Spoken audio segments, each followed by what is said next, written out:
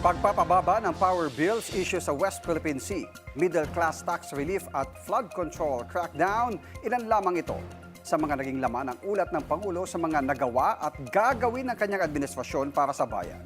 Ang detalye sa Politico Update ni Hannah T. Healthcare ay panguna. Tila nabulaga nga agad ang publiko sa bungad ng talumpati ni Pangulong Bongbong Marcos. Nagkaroon kasi ng agarang update at reaksyon si PBBM sa flood control scandal na kinasasangkutan mismo ng pinsan niyang si dating House Speaker Martin Romualdez.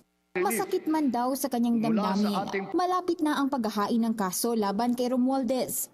Hindi ako pangulo ng aking pamilya. Hindi ako pangulo ng aking kaibigan. Ako ay pangulo ng Pilipinas at ang tungkulin ko ay sa inyo, ang aking mga kapwa Pilipino. Ayon sa Ombudsman, umabot sa 56 billion pesos ang nakuhang kickbacks ni Romualdez at ng dating House Appropriations Committee Chair Zaldico sa flood control projects sa loob lamang ng 3 taon o mula 2022 hanggang 2025. Matatandaang sa SONA rin nitong nakaraang taon mismong inilantad ni PBBM ang mga nalalaman niya sa kickback scheme. Hindi na mataan si Romualdez na dumalo sa SONA ngayong hapon. Matapos ang flood control, dumiretso ang Pangulo sa pressing issues ng bansa ngayon. Isa sa highlights ang panawagan niya sa Kongreso na ipasa ang mga hakbang para magbigay ng tax relief sa middle class at mga manggagawa, kasabay ng mga reformang layong magpasigla sa ekonomiya. Kabilang din sa mga hiniling niya sa Kongreso ang pagpasa ng Sariling Kuryente Act na layong gawing mas madali at mas abot kaya ang pagpapakabit ng solar panels at battery storage systems sa mga tahanan.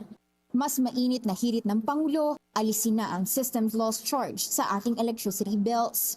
Sa breakdown ng bill, ito ang pag-cover sa nawawalang kuryente tuwing may delivery. Humigit kumulang 5% ito ng ating electricity bill.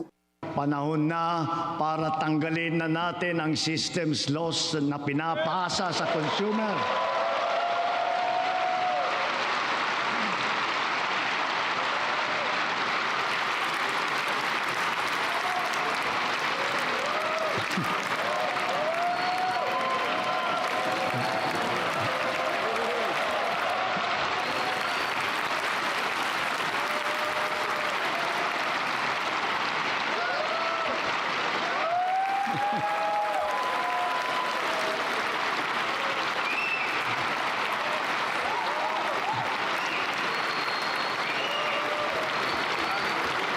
Pinapasa ito sa consumer at kinakarga sa bill na pinapatungan pa ng value-added tax. Hindi naman kasalanan ng consumer kung bakit nagkaroon ng systems loss. Kaya hindi naman tama na kailangan sila pa ang pagbabayarin dito. Pasok din ang systems loss charge sa ilalim ng EPIRA o Electric Power Industry Reform Act na iniutos ng ipaamyenda ng Pangulo sa Kongreso. 5 buwan nang sumiklab ang Middle East crisis, pero ramdam pa rin ang epekto nito sa publiko hanggang ngayon, lalo na sa oil sector. Confident ang Pangulo na mabilis tugon ang administrasyon dito sa kabila ng pagdoble ng presyo ng diesel at pagtaas ng presyo ng petrolyo. Kaya ko kayong harapin at sabihin na ginawa natin ang lahat ng nararapat upang malunasan ang mga epekto ng krisis. Agarang kumilos. Agarang kumilos ang buong pamahalaan upang tumulong sa mamamayan. Sa katunayan, tayo pa ay hinahangaan ngayon dahil sa bilis, liksi at pagiging aktibo ng ating pagtugon.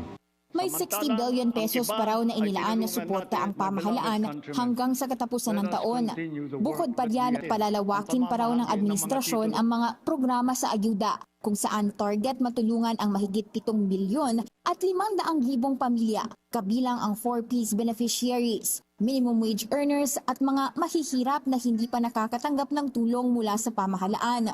Para naman sa mga micro-entrepreneur, binigyang diin ni PBBM ang ipinatutupad na one-time tax abatement ng BIR para mabawasan ang pasani ng mga maliliit na negosyong nalugi o lumiit ang kita dahil sa mga naging krisis. Hindi rin pinalipas ng Pangulo ang issue sa West Philippine Sea.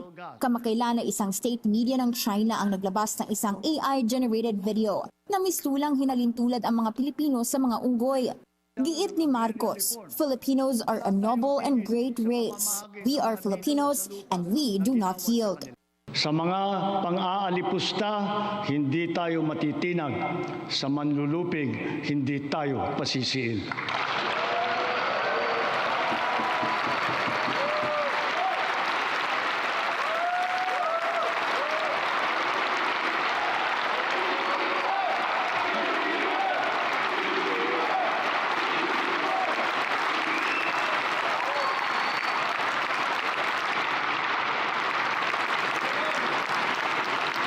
Sa nalalabing 2 taon ng administrasyon, tatapusin natin ang mga nasimulan at tutuparin ang ating pangako sa sambayanan.